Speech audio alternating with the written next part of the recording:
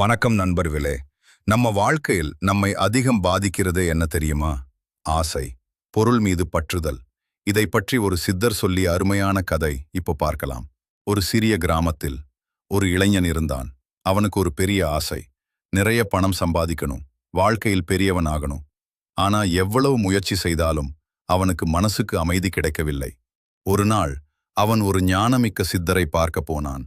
சாமி, நான் எப்போ சந்தோஷமாக இருப்பேன் என்று கேட்டான். சித்தர் சிரித்தார். அவனை அருகில் உட்கார வைத்தார். பின்னர் ஒரு கையில் ஒரு கல்லையும் மற்றொரு கையில் ஒரு பொன்னையும் எடுத்தார். இரண்டையும் பாரு என்றார். இளைஞன் உடனே சொன்னான், இது பொன்னு, இது கல். பொன்னுதான் விலை உயர்ந்தது. சித்தர் அமைதியாக பார்த்தார். பின்னர் கேட்டார், நீ ஏன் பொன்னை கல்லை விட மேலா பார்க்கிறாய்? இளைஞன் சிரித்தான். அது எல்லாருக்கும் தெரியும் சாமி. சித்தர் மெதுவாக சொன்னார், அதுதான் உன் துன்பத்துக்கு காரணம். இளைஞன் குரம்பி போனான். சித்தர் சொன்னார், நீ பொருளுக்கு அதிக மதிப்பு கொடுக்கிறாய். அதனாலதான் உன் மனசு அமைதியாக இல்லை.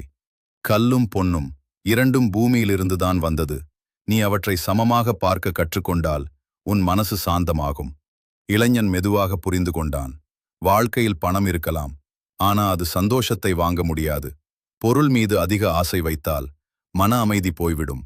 எளிமையாக வாழ்ந்தால்தான் உண்மையான சந்தோஷம் கிடைக்கும். நண்பர்களே, இந்த கதை சொல்ல வருவது என்னன்னா, பணம் முக்கியம், ஆனா மன அமைதி அதைவிட முக்கியம்.